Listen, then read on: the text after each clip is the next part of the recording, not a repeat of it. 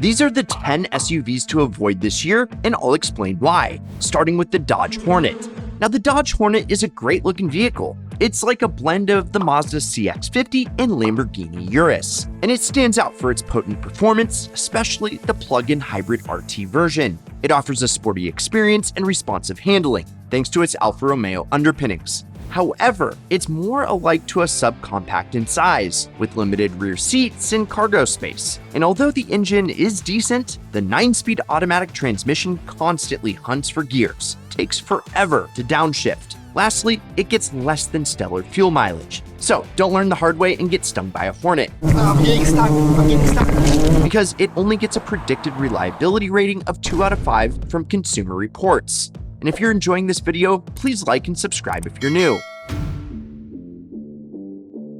Please don't mistake this for the big Ford Bronco. The Bronco Sport, well, it's not the bucking horse its big brother is. The interior of this vehicle shows poor craftsmanship, particularly with ill-fitting door components. As a driver, you'll find the hood's glare challenging, and the paint quality, well, it's prone to chipping. The infotainment has connectivity issues, and the console often emits rattling noises. Storage space is limited, and comfort is compromised by the seats. And plus, both the 2-liter and 1.5-liter engines have their reliability concerns, with the latter sounding underwhelming and facing a ton of recall issues, including serious coolant problems. Rear differential issues are emerging, and the brakes emit a high-pitched squeal in reverse. Despite its higher price point, the vehicle's interior quality is just inconsistent, and rear passenger space, well, is cramped, posing challenges for those with child seats. The vehicle's boxy design, while visual appealing, contribute to wind resistance, increasing cabin noise, and a higher likelihood of windshield damage. Consumer Reports ratings are 2 out of 5, which is up from 1 out of 5 just a couple years ago. Still pretty bad. Jeep Compass. Jeep, well, they've been building less than stellar products for a few years now, and the Compass is no exception. You buy a Jeep for both on and off-road performance, but the Compass isn't calibrated right. 10 across the board. The new turbocharged 4-cylinder has a slight chugging in a particular RPM range when you are barely pushing on the gas, as if the engine isn't mounted right, but it does go away instantly if you put in more throttle. Plus, you get all the performance of a compact car and the gas mileage of a V8. With a reliability rating of 2 out of 5, it's an easy one to pass up on. The Chevy Tahoe is always in the running for a large SUV with 3 rows of seats. And while it does look good on the road, it's actually not as big on the inside as it looks. Also, the gear selector and transmission are not top-notch, and being such a big vehicle, its agility is constantly tested. Shorter humans, well, they may find it tough getting in and out of the vehicle, and fuel economy is well below 20 miles per gallon, which leaves a lot to be desired. With a predictability rating of 2 out of 5, there are better options out there. Okay. Jeeps across the board seem to all have a 2 out of 5 reliability rating when it comes to Consumer Reports, and the Wrangler fares, well, no better. Yeah, it comes with some of the best off-road ability in the world, and a potent V6 power plant, but the stiff ride can be jarring on and off the freeway. And once you're up to speed, there is a lot of wind noise since the top is removable and not sealed well. It can be somewhat awkward getting in and out of it, and although you don't buy a Jeep for fuel economy, it'll be hard not to pass a gas station in this rig. People still love them, but they don't love the 2 out of 5 reliability rating. Okay, there's a lot of Jeeps on this list for very good reason. And although they've really stepped up how premium this Grand Cherokee looks and feels over previous generations, it's still not as grand as it should be. First, it's a heavy vehicle, and the brakes are a major letdown. Also, overall build quality is subpar, especially at a vehicle starting at almost $40,000. Inside, some of the controls are uniquely designed, to put it nicely. Another Jeep, and another 2 out of 5 in predicted reliability, according to Consumer Reports.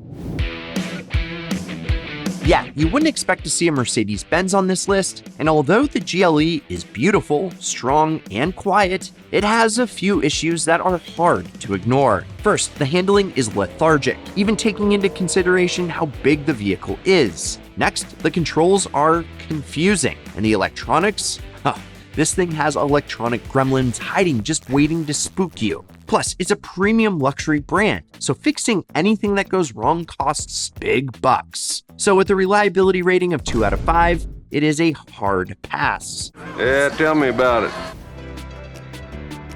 Reintroduced this decade after a long hiatus, everyone had high expectations for the Aviator. Sprinkled with in-your-face good looks and high-end tech throughout, Lincoln thought they had hit a home run, but it's been more of a strikeout. First, the tech. It's almost too much tech that it's confusing to use the controls, and the amount of electrical glitches, well, is just straight frustrating. Plus, the gear selector, or transmission, is anything but refined. It feels more like a manual than an automatic. And with so-so fuel economy, well, it isn't winning any awards. So with a reliability score of 1 out of 5, stay far, far away from the Aviator. When Ford did a complete redesign a few years ago, they improved quite a bit. Suspension had been greatly improved for better handling, and it seemed like the cabin grew in cargo space and was just a tad nicer. Yet, introduced was a clunky transmission that shifted hard, especially at low speeds. An engine that sounded like it was working way harder than it should at all speeds. And although the handling improved, the suspension is trending towards sporty instead of comfort, making less than perfect roads less than desirable to go down. So, with a 1 out of 5 reliability, the Explorer lives up to its Exploder name. Oh, goddamn it, Nicky! And real quick, an honorable mention. The Bolt EUV is the honorable mention because they've been discontinued, but you can still buy them new. So, buyer beware. See, on paper, it sounds like an ideal package. It's the SUV version of the smaller Bolt, with decent electric range and a ton of cargo room, but with extremely long charging times and a transmission that hunts more than it pecks. There's plenty of reasons Chevy discontinued the Bolt. Plus, with a reliability score of just 1 out of 5, it's a lightning bolt you just hope doesn't strike. The Tahoe.